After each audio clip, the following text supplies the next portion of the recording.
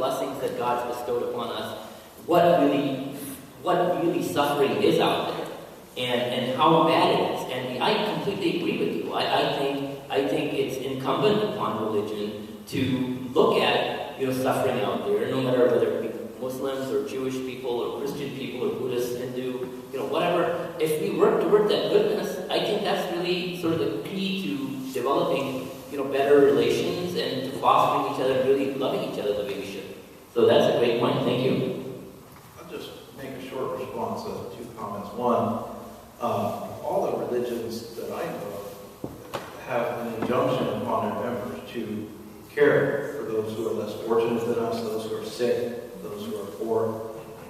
If we really practice our religion, the world will be a better place. I think part of the problem is that we're not doing that. And the other thing I would just add, in particular with Sid and the Islamic world, but with any religion, Judaism or Christianity, there's good and bad in all of it. If you look at the Christian side, you have the message of peace with Jesus in the Bible, but you also have a very warlike relationship once Christianity becomes in control of the state. And so, there's enormous amounts of ill that have been brought upon the world by Christians who have been in charge of military apparatus. However, it doesn't delegitimize the spirit of the good in Christianity, nor with Judaism or with Islam. So I think if people of goodwill recognize the goodwill in other people, regardless of what faith they are, there is the power, like your daughter says, to change the world. But it has to start with people. We have to, the topic of this forum is conflict. Right. So, but the goal is the opposite. So I think we should all recognize that. I have a friend who says if we could just get Christians to quit killing Christians, we'd greatly reduce violence in the world. I don't think that means not then to go ahead and kill others, but yeah. Forgive me, I can't remember your name, but my question is addressed, sir, to the Baptist. You quoted a military man in your speech that I think you agreed with him. He was supporting something that you believed, that we had to elevate religion.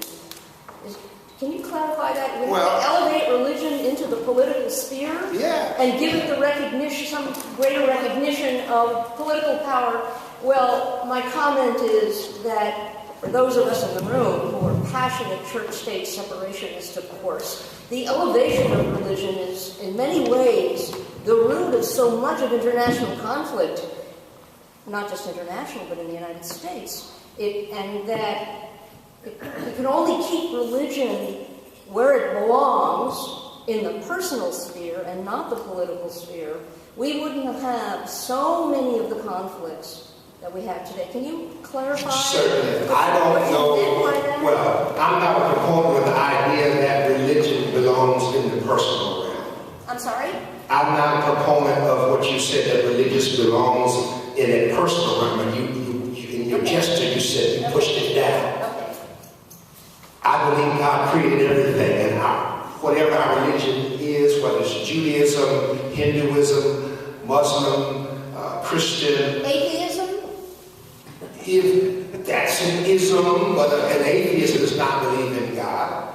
But what I'm saying is that our faith is to guide our daily thinking and our daily lives. Now, and what the professor was saying from the military college was that if in history, for 500 years, we tried to solve conflict with bombs and guns and violence.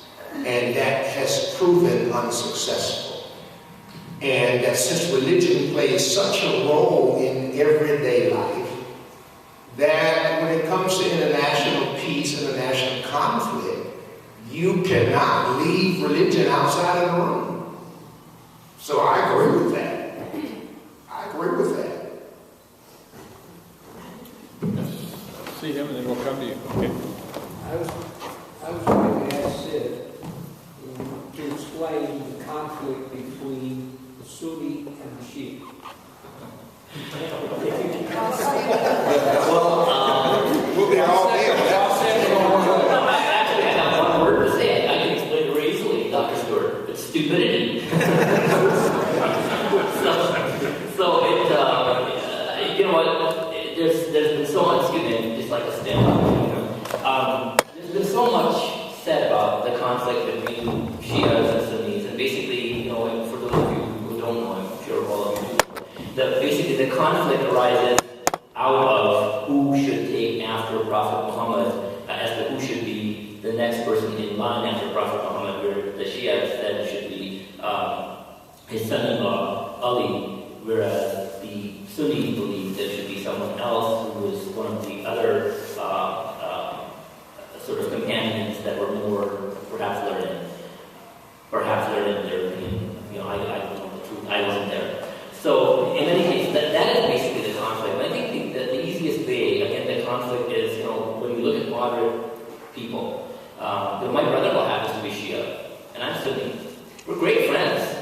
I'll tell you, the biggest source of conflict between him and I is that he loves the San Diego Chargers and I love the Denver Broncos. I'm not going to T-bone in front of you, but so that's the line that you have to look. You have to go beyond. You have to transcend, and you have to respect each other's belief. Whatever he believes in, I respect. I love him dearly enough that I feel that even though he disagrees with my religious views, that's okay. A lot of people here might disagree with my religious views, you know, but does that mean that I do not care about you? I do not love you as a human being? I do not wish you the best that, you know, God has to offer?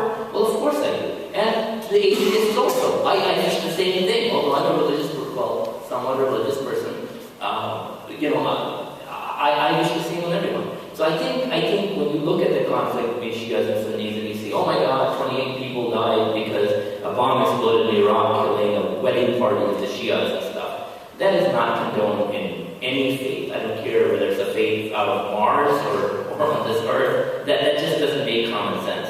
And the way I resolve these situations is, God gave you a brain. If God wanted to program us to be all Jewish or all Muslims or all Christians, well, he would have made us that way. He could have easily programmed us that way. He purposely created differences and diversity within us to see how we get along with each other, folks. This is sort of a task in the sense that we should have that respect for each other. So again, the bottom line is stupidity for that conflict. Hello, my name is Colby, and I'm actually a local high. And I have a question for all three of you, based on something that Sid said. And you said your daughter had commented to you that, don't worry, Dad, my generation is going to change the whole world. And I'm assuming I'm probably the same generation as her. And so I had a question regarding that, because I do believe that my generation has the capacity, the technology, the resources to truly transform the whole world and unite everyone and end all these conflicts. And as a Baha'i, I know there's a lot of initiatives to try and empower youth to do just that. But I think there's also a challenge of kind of a disconnect between youth and maybe a lack of engagement in interfaith stuff and all that kind of stuff. And I went to a presentation recently that kind of focused on that. And there's this lack of engagement in the younger crowd. Not to say that they're completely not there, but a lot of them aren't. So my question for all three of you is, are you aware of any youth movements or initiatives to kind of transform and end these conflicts and kind of dive into interfaith stuff? And also, do you see, what are in your opinions, the challenges for you to be able to do that in each of your respective things? I guess I'm holding the mic, so I'll start. To answer the question, I do know, say, in the Israeli-Palestinian conflict, there have been efforts to bring children, Palestinian children, Arab Palestinian children, and Israeli Jewish children together in youth camps and things like that.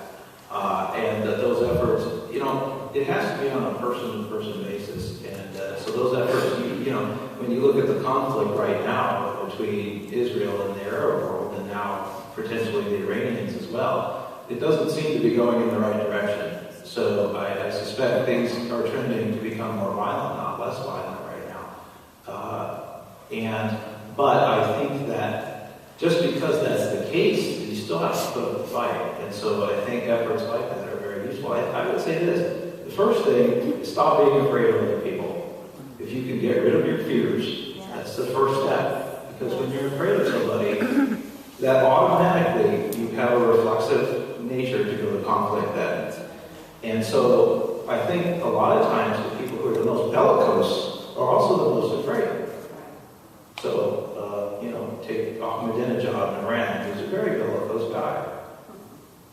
he's likely has some fears. So the first thing you have to do is get rid of your fear. And like Sid said, you just respect other people, understand the differences, and it has to be done person to person to person to person. It's not an easy task, and I'm slightly older than your generation, I think, and but I will tell you that it isn't going to happen overnight, and in many ways, maybe the fact that we have to struggle for it is the whole point. So those are my 2 cents. I would like to also respond to that. Thank you for representing the younger generation here. I do not know specifically of groups, but I know they're there. But I can say this, on the statistics done on your generation, they indicate that your generation is spiritual, but you do not want anything to do with organized religion because we have messed it up so badly. That is what I'm reading, whether it's Protestant, whether it's non-Protestant, that you all have seen how we have messed up the world in the name of religion, and you want nothing to do with our churches, our synagogues, our mosques. I do know that. We got a comment. Sure, I'm sorry. Go ahead, respond. No, you asked all 3 people to respond, so I'll just take a minute. I think it's a great thing that you said. I think if we lose the battle of not, this is a generational thing. If we lose the battle where our youth doesn't change our perspective, I think we're going to lose the war, basically. So it's extremely important that our youth do what they need to do. I have a consulting company. In that sense, what we do is we're working with the refugee population, and we're particularly focusing on the youth in terms of these youth that come from places like Iraq and Afghanistan and Somalia. We make sure that they understand there's absolutely nothing in the Muslim faith that precludes them from being a patriotic, a loyal, and a respectful and appreciative American. Because there really isn't. I'm a product, and I'm a Muslim, but I'm a product of America. I love America. I've given my life, for this country. I've worked for the federal government, some of the highest level security clearances in this country. And in that sense, I've not found anything that would preclude me from, protecting my nation. So at the youth level, and you find that the youth are like sponges. They really do understand, and they are very, and rightfully so, as the good doctor mentioned. When you have, dogma, whether it be in the Muslim faith or whether it be in any other faith, nobody likes conflict. Everybody wants to kind of move away from it. Hey, go get something. If somebody's wrong, it's like, why are they wrong? This person's my good friend. I was breaking bread with them yesterday. You need to tell me that they're evil or they're bad. Nobody accepts that. And I think youth understand that at a level that, if you're going to make me think like that, I don't want to think like that. I want to think like a spiritual, good person with goodness. And I think that's really very much important. And I think that's where you come in, where I hope you take us to the next level. Thank you. Comment back here. I am part of something called Salam High Paradise, which is a interfaith group of Muslims and Christians and Jews. I have, since being a little girl, loved God and looked for God everywhere, not just in my tradition in which I was raised. I've explored lots. I have respect for all of them, and I hear and experience God in all of them. And my abiding prayer is to wake up every day and have the eyes of God, to see God in everyone and in every situation. But in order to understand conflict, and I grieve deeply about humans, inhumanity, humans, it is just, it's not even animalistic. Animals treat each other better, frankly. I see God in my dogs every day. God is spelled dog backwards, vice versa. Forgiving, loving, compassionate, etc. But my question is, I have come, or my comment, and I'd love to hear your thoughts. I frankly think the 3 religions represented here especially cause conflict. And they posit by saying, I have the answer, I'm right, you're wrong. And I will defend to the death, at least historically we have, to say, I know the Word of God. It was revealed to me in my books, my holy books, and not yours. And there's one way to God, and it's mine. And you're wrong, I'm right. And I think that is the basis of conflict. Response? I didn't call it back. I'm just going to say this. I don't know that I can respond to that particular comment other than to, in particular, what you have here are three monotheistic religions, which I think do tend to promote a more absolutist view of God and of faith, and a less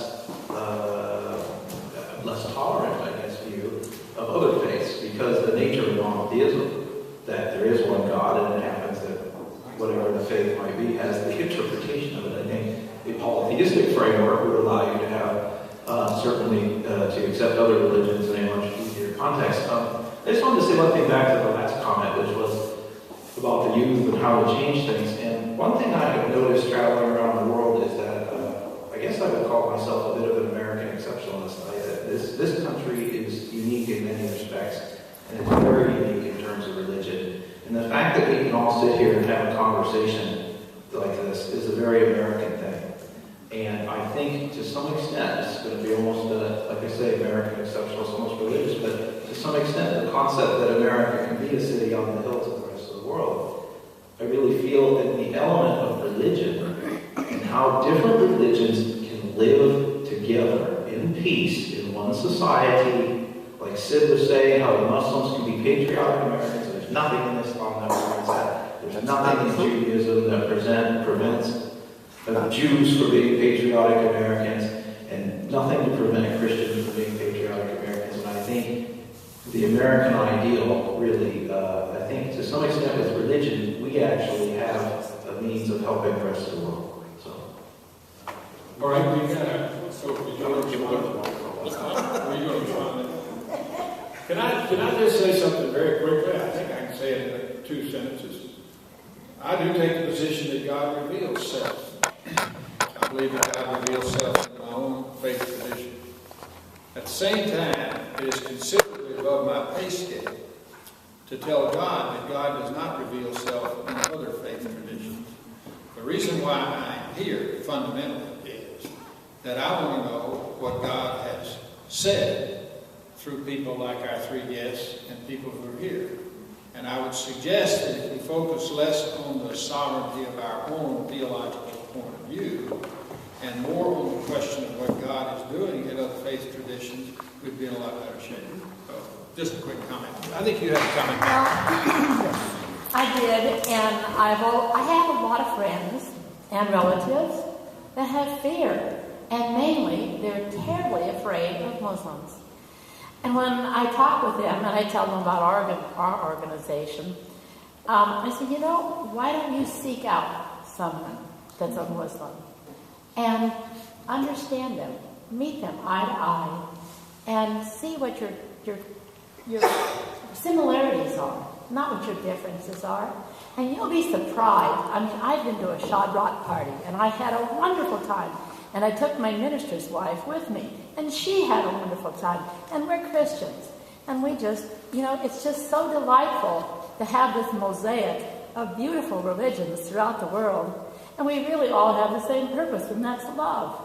Just love one another. But you have to know one another. And you have to get to the point where you can find someone that is that person, that you can see the similarities. That's all I want to say. Response?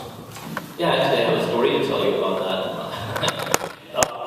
One time I was in Washington, D.C., and I was with colleagues, and there's one person who was quite new, and they were talking about exactly what you're talking about. And so I said, hey, what about this faith? And this guy knows me a little bit, but I don't, look like the typical Muslim, I guess. So he was like, so, Sid, but you gotta admit, Islam is of the devil. And there was,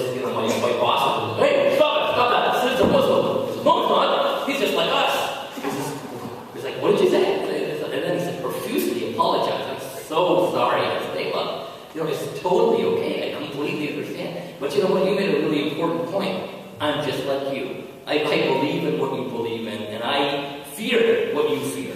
I fear many Muslims too, believe it or not. I have kids in this country, and I hear of terrorism in New York and all these, the underwear bomb or what have you. You don't think it scares me? It scares me more than it scares any of you.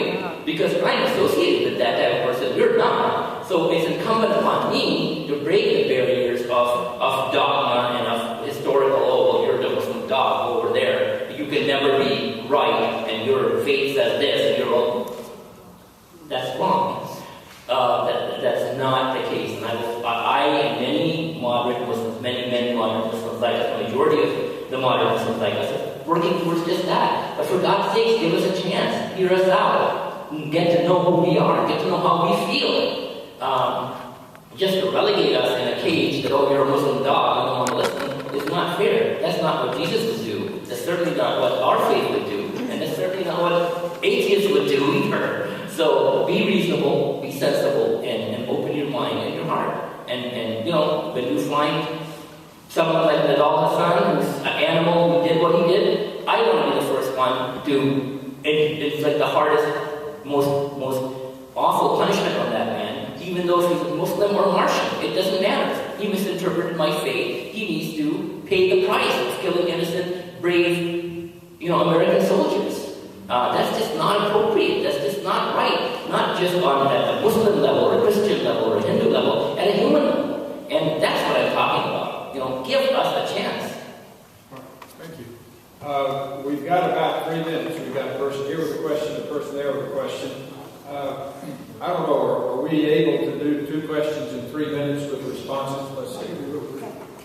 Well, first of all, I wanted to say to the young man, the Baha'i, hello, that there is an organization, I think, and they did a documentary movie, and I think it's called seedsofpeace.org. I'm not sure, but there's an excellent documentary movie done about bringing people from all over the world, from different faith traditions, to a camp back east, and it's life-changing, and it's profound. Is it Seeds of Peace? Seeds of Peace is very well. Seeds of Peace. So check that out, and I'm sure that'll spur on other things, and I'd love to talk to you too.